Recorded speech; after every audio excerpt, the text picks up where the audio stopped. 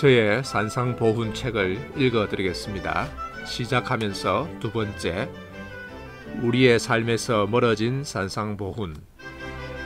심령이 가난한 자는 복이 있나니 천국이 저희 것이며, 애통하는 자는 복이 있나니 저희가 위로를 받을 것이며, 온유한 자는 복이 있나니 저희가 땅을 기업으로 받을 것이며. 마태복음 5장 3절에서 12절. 그러나 오늘날 우리 한국교회의 성도들은 산상보훈의 보배로운 가르침에서 많이 떨어져 있다. 그 교훈은 오늘날 우리와는 상관없는 말씀처럼 저 멀리 그냥 써 있을 따름이다. 좀처럼 우리에게 다가오지 않는다. 어쩌면 산상보훈만큼 많은 사람에 의해 사랑받으면서도 사실상 무시되고 있는 말씀도 별로 없는 것 같다. 무시되고 있는 이유. 여기에는 여러 가지 이유가 있다. 첫째로, 산상보훈의 말씀은 너무나 고상하고 거룩해서 천년왕국이나 천당에서나 실현될 수 있는 말씀이고, 현재 우리의 삶과는 상관없다는 견해이다. 이것은 잘못된 종말론자들의 견해인데, 현세의 삶을 무시하고 지나치게 내세만 바라보고 있다. 그래서 산상보훈의 말씀이 좋기는 하지만 현재 이 세상에서는 실현될 수 없는 이상적인 말씀으로 본다.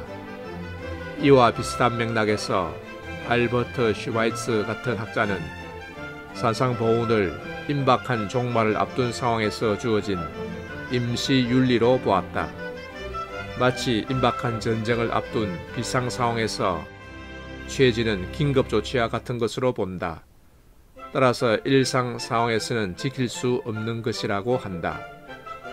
둘째는, 산상보훈은 특별히 높은 수준의 그리스도인들, 곧 성직자나 헌신된 사람들에게나 해당되는 말씀이고, 보통의 평범한 사람들에게는 해당되지 않는 말씀이라는 견해이다.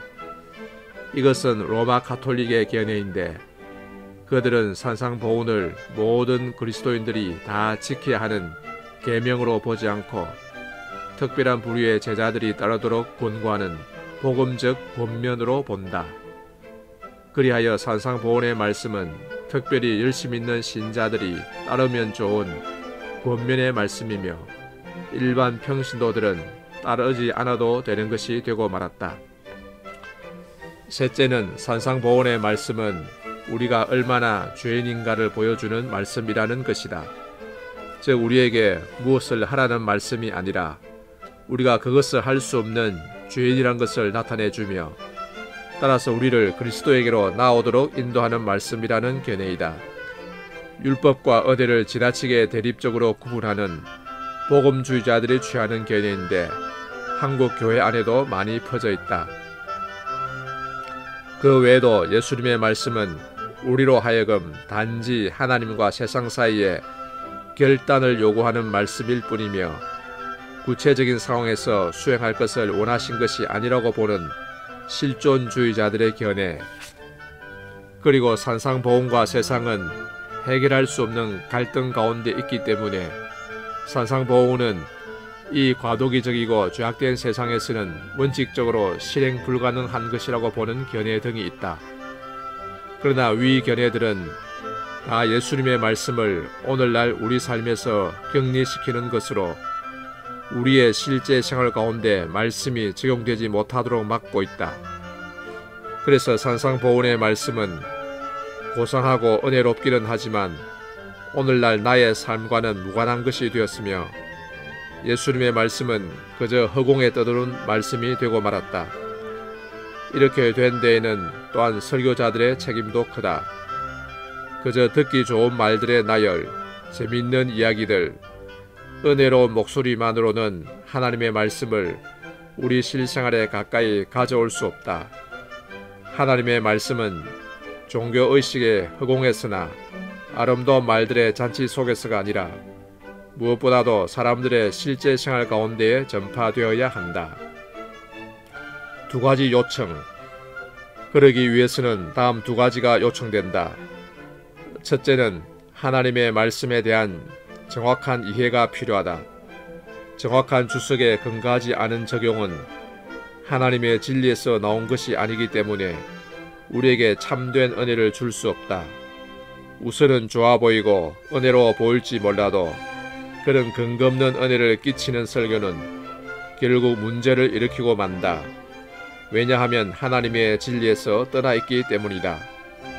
하나님의 말씀은 그 자체가 인간의 실제 삶을 겨냥하고 있으며 모든 인간의 본질적인 문제들을 다루고 있다. 따라서 하나님의 말씀을 정확하게 이해하는 것은 그만큼 말씀을 우리의 실생활 가까이로 가져오는 것이 된다.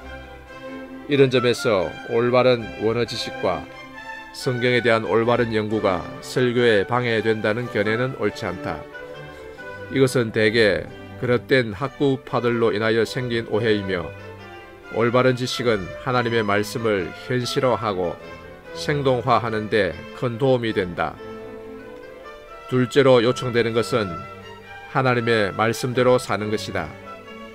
이것은 첫 번째 것보다 더 중요한 것으로 올바른 성경 이해의 핵심이다. 산상보훈의 많은 말씀이 오늘날 가려져 있는 중요한 이유는 사람들이 그 말씀대로 살지 않기 때문이다. 또는 살려고 하지 않기 때문이다. 오늘날 성도들의 삶이 말씀에서 떨어져 있는 그만큼 말씀 이해에서도 멀리 떨어져 있다. 그러나 우리나라에 복음이 들어온 지 얼마 되지 않은 일제시대에 평양의 성도들은 아무런 주석이나 신학 서적이 없이도 너희 원수를 사랑하며 너희를 핍박하는 자를 위하여 기도하라는 예수님의 말씀을 실제 삶 가운데서 생생하게 이해했다. 그들은 그들을 핍박하는 일본 순사들을 미워하지 않고 그들을 위해 기도했던 것이다. 이처럼 하나님의 말씀을 바로 이해하려면 무엇보다도 우리의 삶이 바로 되어야 한다. 그래서 우리 실생활 가운데서 행해지고 적용될 때 그 말씀은 우리 가운데 살아서 역사하는 하나님의 말씀이 되는 것이다.